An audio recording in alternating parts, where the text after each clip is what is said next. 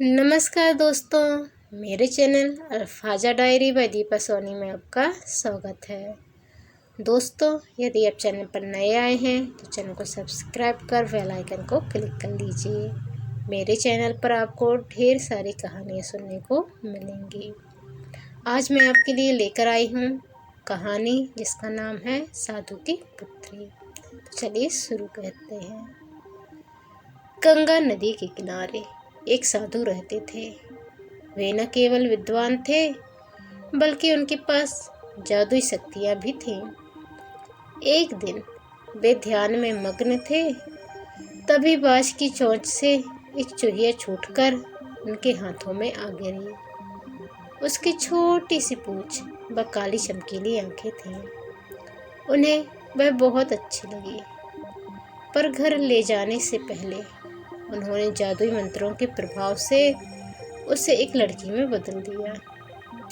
वे उस लड़की को घर ले जाकर पत्नी से बोले, तुम हमेशा से संतान चाहती थी ना, तो लो, आज से यही हमारी पुत्री है। इसे पूरी देखभाल व स्नेह से पालो। साधु की पत्नी भी अपनी पुत्री को देख प्रसन्न हो उठी। वह उसे राजकुमारी की तरह पालने लगी। साल बीतते गए, नन्ही लड़की एक सुंदर युवती बन गई। जब वह 18 वर्ष की हुई तो साधु व उसकी पत्नी उसके लिए वर तराशने लगे। साधु ने कहा, मेरी बिटिया का विवाह ऐसे व्यक्ति से होना चाहिए जो सबसे बड़ा हो। मेरे हिसाब से सूर्य ठीक रहेगा। पत्नी ने भी हामी भरी। उन्होंने जादुई मंत्रों के प्रयोग से सूर्य को नीचे बुला लिया।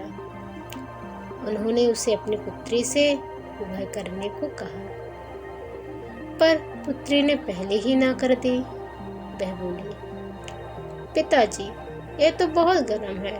मैं उससे विवाह करूंगी जो इससे भी बेहतर हो। साधु निराश हो गए। उन्होंने सूर्य से कहा कि वे ही कोई वर सुझाएं। सूर्य ने कहा, बादलों के देवता से बड़ा कौन होगा? उनमें तो मेरी किरणों को भी रोकने की शक्ति है। साधु ने बादलों को नीचे बुलाया व अपनी पुत्री से विवाह करने को कहा, पर इस बार फिर पुत्री ने मना कर दिया। वह बोली, ये तो कितना बदसूरत है, मैं इससे विवाह नहीं कर सकती। साधु ने बादल देवता से कहा कि वही कोई अच्छा वर सुझा दे। वे बोले, पवन देवता ठीक रहेंगे, वे तो मुझे भी अपने फूंक से उड़ा देते हैं। साधु ने पवन देवता को बुलाकर अपनी पुत्री से विवाह करने को कहा। पुत्री ने फिर इनकार कर दिया। वह बोली, मैं इससे शादी नहीं करूंगी, ये तो कहीं टिकते नहीं, हमेशा यहाँ वहाँ भागते रहते हैं। साधु ने पवन देव से पूछा, क्या मेरी पुत्री के लिए ऐसा वर हो सकता है जो आपसे भी बेहतर हो?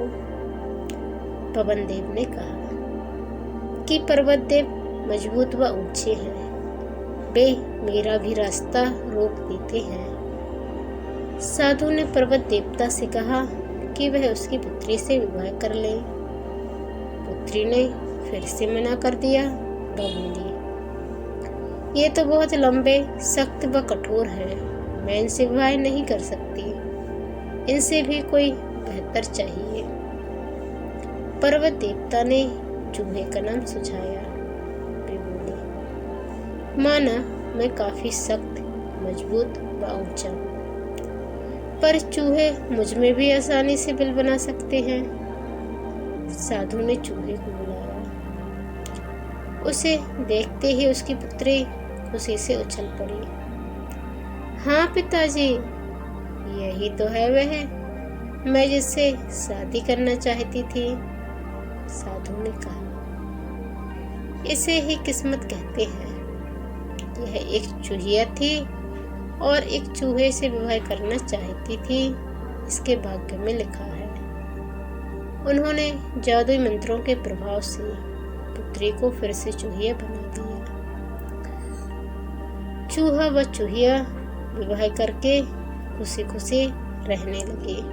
तो दोस्तों, आपको ये कहानी कैसी लगी कमेंट कर जरूर बताएं। यदि चैनल पर नए आए हैं तो चैनल को सब्सक्राइब कर बेल आइकन को क्लिक कर लें। दोस्तों, मेरे चैनल पर आपको 500 से अधिक कहानियाँ सुनने को मिल जाएंगी, जिसमें प्रेमचंद की, मालती जोशी की, सुमित्रा कुमारी चौहान की, कृष्ण कुमार की, अमरकांत की और भी कई अच्छे राइटर जैसे कि स्मिता चुगताई, मन्नू भंडारी जैसे बड़े बड़े लेखकों की कहानियाँ आपको मेरे चैनल पर सुनने को मिल जाएंगी। तो एक बार चैनल पर जाइए और जो प्लेलिस्ट बनी है लेखकों की, उसमें अपने पसंदीदा लेखक का नाम देखिए और उसकी कहानियाँ सुनिए। चैनल पर नए आए हैं तो चैनल को सब्सक्राइब कर बेल आइकन को क्लिक कर लीजिए।